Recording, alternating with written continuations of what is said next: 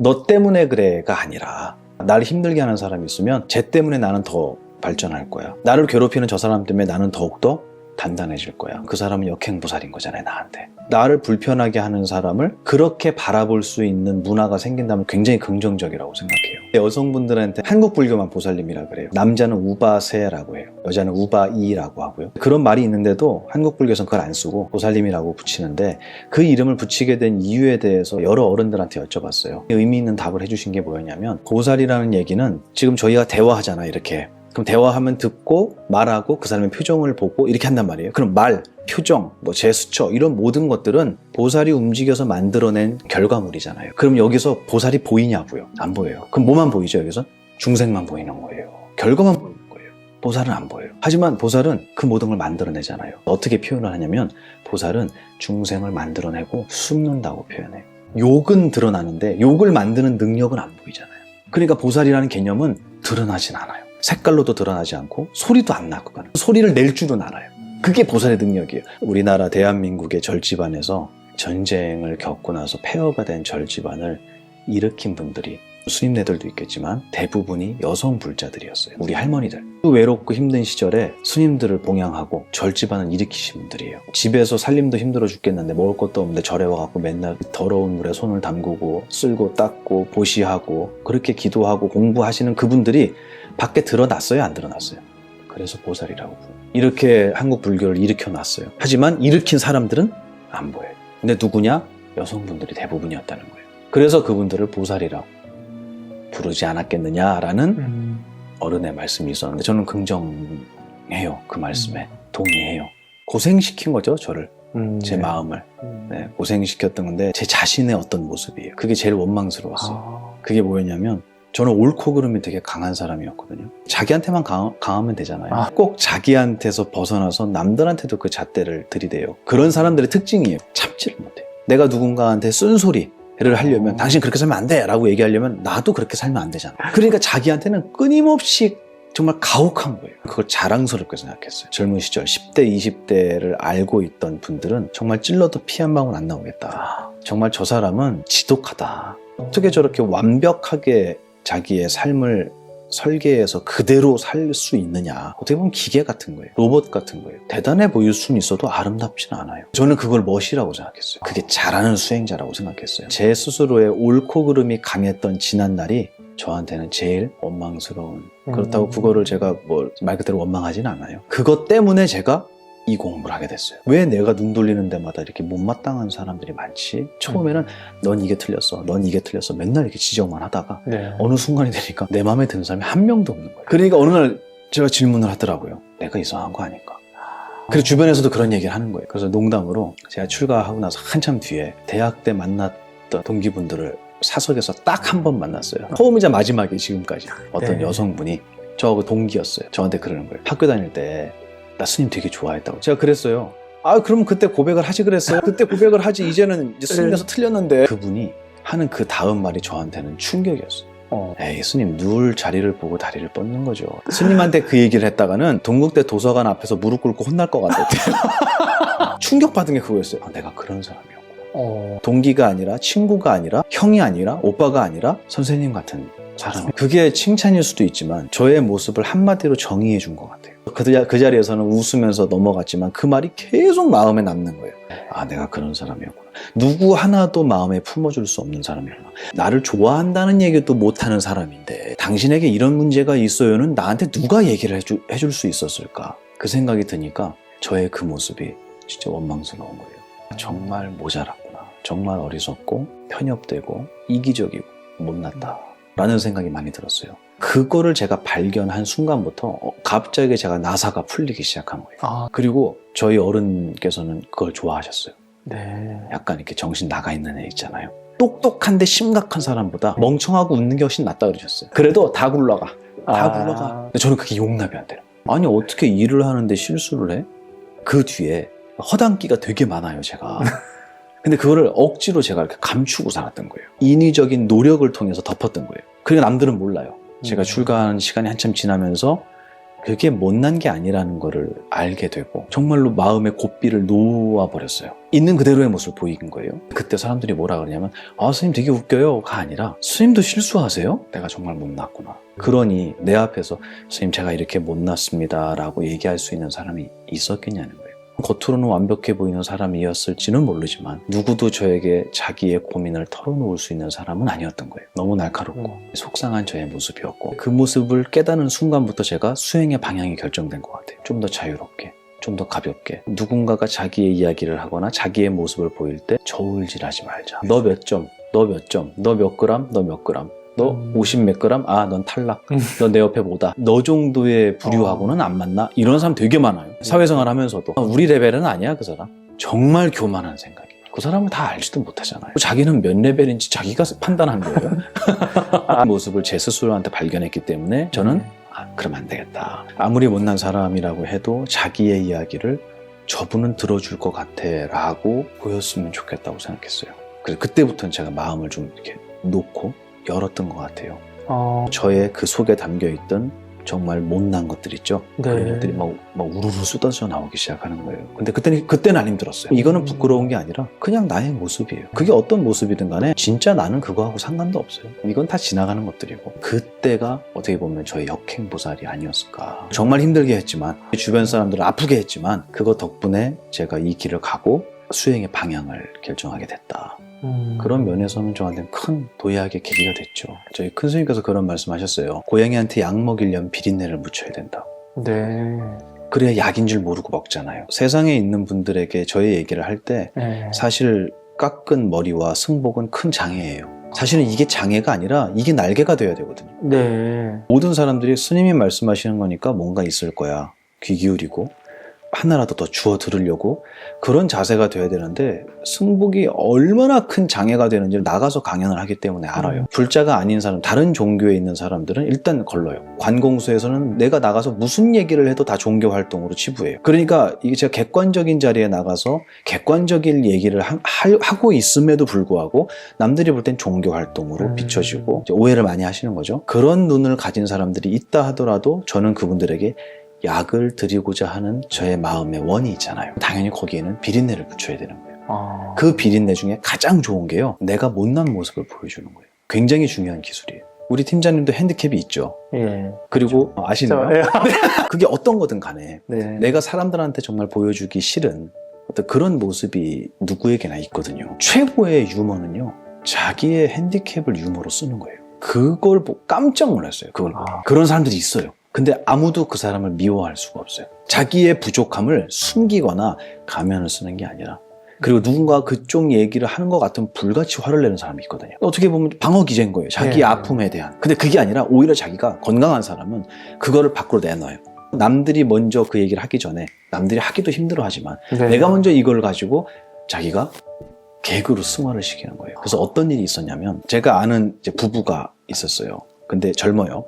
남편의 친구가 있는데 이 친구가 보육원에서 컸던 거예요. 어릴 때 굉장히 큰 화재가 나서 부모님이 다 돌아가시고 이분만 살았어요.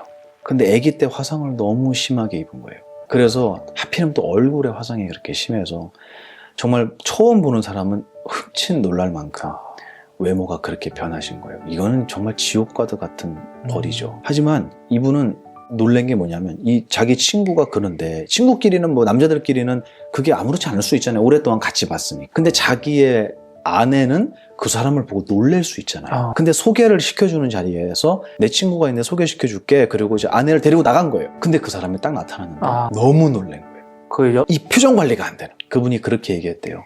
아내한테. 자기 친구잖아요. 남편이. 얘 이름을 부르면서 얘보다 내가 잘생기지 않았냐고. 저한테 시집 오실래요? 누가 웃지 않을 수 있어요. 근데 그게 그분을 비하하거나 비난하거나 우습게 보면서 웃는 게 아니에요. 내가 얘보다 훨씬 잘생기지 않았냐고. 나한테 시집 오라고. 자기의 외모를 이미 자기는 극복한 거예요. 그 여성분이 한 얘기가 진짜 멋있어 보여요. 자기의 부족하거나 자기의 못난 부분은 아까 얘기한 역행보살이거든요. 그거를 바깥에 내놓지 못하고 숨기려고 하는 거 있잖아요. 이거 자체가 자기가 볼 때는 더욱더 그걸 곰게 만드는 것 같거든요. 자기의 부족한 것을 개그로 승화시키는 거예요. 자기가 목소리가 안 좋으면 목소리 안 좋은 걸로 하고요. 자기가 월급이 적으면 월급이 적은 걸로 얘기를 하는 거예요. 농담을 하는 거예요. 키가 작으면 키가 작은 걸로 농담을 하는 거예요. 이거는 정말 최고의 개그고요. 유머고요. 그 얘기를 들은 사람은 그 사람을 전혀 다른 눈으로 보기 시작하거든요. 이게 저는 큰 사람이라고 생각해요. 속세에서 많은 분들이 사회생활을 하시면서도 그런 것들을 한번 이렇게 돌이켜보시는 건 되게 중요할 것 같아요. 내가 부족하고 숨기고 싶은 거를 오히려 더 이야기함으로 해서 많은 사람들이 나에 대해서 아름다운 눈을 뜰 수 있게 만든다면 정말 중요한 기술이다. 가을 되면 잠자리 되게 많잖아요. 근데 이렇게 잠자리는 뾰족하고 높은 데를 되게 좋아해요. 그 끝에 꼭 앉아있잖아요. 이렇게 앉아있잖아요. 근데 잠자리가 이렇게 앉아있는데 그 잠자리 때가 되게 많았어요. 공중에. 근데 어떤 잠자리들이 그것도 이제 무슨 그 해수욕장에 자리 맞는 것처럼 자리가 명당이 있나 봐요. 지네 눈에. 네. 그 마음에 드는 나뭇가지가 있나 봐요. 거기만 자꾸 몰려요, 애들이. 가만히 보면 그래요. 근데 이게 앉아있는데 다른 잠자리가 거기 근처에 빙빙대고 막 앉으려고 그러잖아요. 그럼 얘가 화를 버럭 내면서 그 잠자리를 확 쫓아가고 쫓아내요. 네. 그리고 얼른 자기 자리로 다시 돌아와서 앉아요. 표정이 얼마나 의기양양한 줄 아세요? 그 잠자리. 자세히 보면 보여요. 수천만 개의 나뭇가지 중에 하나를 자기가 만든 것도 아니에요, 그거.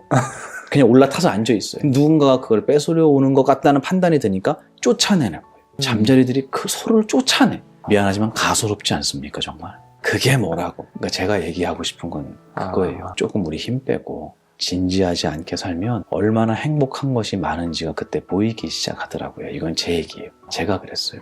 그까짓 게 뭐라고. 누군가가 내 앞에 불편한 모습이나 나의 기준에 미달되는 모습, 말, 행동을 했다 하더라도 그 사람한테 화를 낼 자격이 있는가요, 저한테? 그 사람을 꾸중하고 소리 지르고 호통칠 만큼 난 자격이 있는 사람인가? 그렇진 않거든요.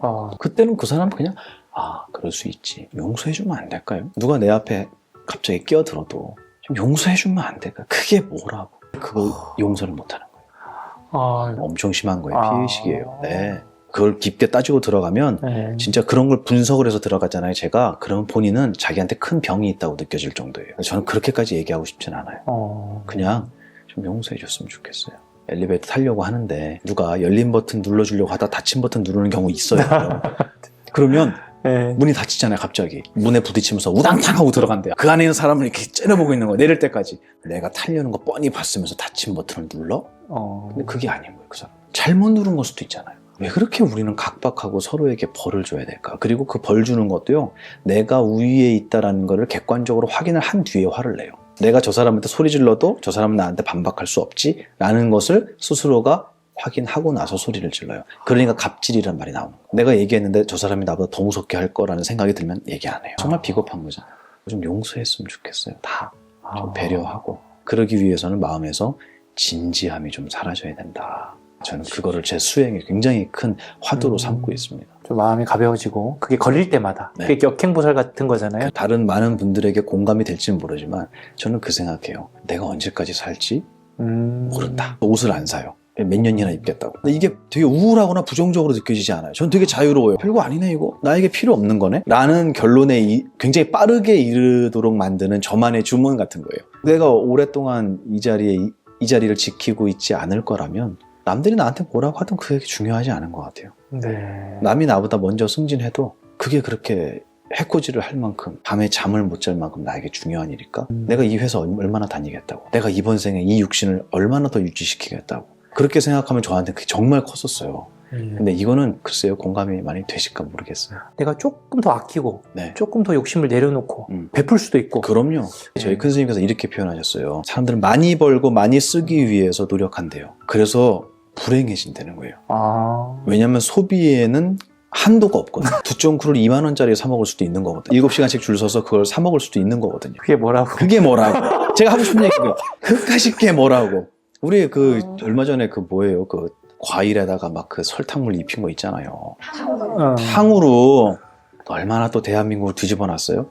다 어디 갔냐고요, 그거. 그러니까 그렇게 줄 서서 사 먹고 그 난리를 쳤던 그것들이 이거는 일시적인 거고 유한한 거야. 이건 영원한 게 아니야 라는 눈으로 그런 걸 봤다면 저는 7시간씩 줄은 안 쓸 것 같아요. 왜냐하면 2.9는 좀 이따 가격이 떨어질 거예요. 그때 사 먹으면 돼요. 그때 사 먹어도 되고요. 안 먹어도 그만이에요. 그게 뭐라고. 근데 모두가 하면 나만 안 한다라는 생각 때문에 뒤처진 거라고 생각해요. 혼자 남아서는 자기의 목소리, 나라고 하는 자존감이 너무 떨어지기 때문이에요. 그런 사람들이 대부분 자기의 직책을 나로 삼고 통장 잔고를 나로 삼거나 아파트 평수나 자동차를 나로 삼거나 내가 사는 학군을 나로 삼거나 이런 사람들이 많아요. 근데 그거는 나쁘거나 잘못된 게 아니라 진짜 내가 무언지에 대한 공부를 한 번도 배워본 적이 없는 거예요. 너무 안타까워요. 나는 두 젓구를 못 먹어도 그 누구에게도 뒤지지 않는, 꿀리지 않는, 완벽한 보이지 않는 정신이라는 거를 단 한 번이라도 누군가에게 증명을 받아본 적이 있으면 세상의 유행에 끄달려 다니진 않아요. 근데 그거를 배운 적이 없으니까 그런 것들 모두가 하는 것을 안 하면 나만 처지는 것 같다는 생각이 드는 거예요. 아니 내가 왕자인데 돈이 수천억 수조가 있는데 남이 두 쫑구 사 먹는다고 7시간 줄 서겠냐고요. 나 아무 때나 먹을 수 있어. 이게 아니더라도 안 먹어도 돼 그거. 그리고 그거 찍어서 SNS 안 올려도 돼요. 그거잖아요. 이거 봐라 나 이거 먹었다 이러고 자랑하는 거예요. 네.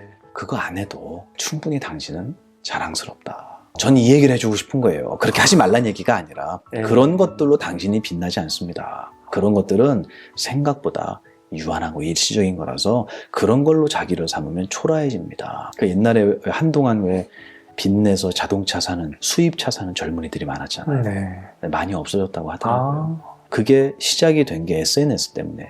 그 전에는 자동차를 끌고 다녀도 많이 보여줄 수가 없는 거예요, 사람들한테. 근데 지금 SNS가 있기 때문에 사진 한 장으로 모든 사람에게 나 이런 차를 타고 다닌다고 자랑할 수 있잖아요. 이게 사람들이 부러워하는 나를 만들고 싶은 거예요. 그럼 그 전에는 어떤 나였다는 거예요. 그게 자기의 스스로의 정의를 자기가 내리고 있는 줄 몰라요. 후배들이 스님은 항상 화가 나 있는 표정이었대요. 뭐가 그렇게 못마땅하고 심각한지 그리고 모두를 혼낼 준비를 하고 있어요. 하나도 안 행복했어요.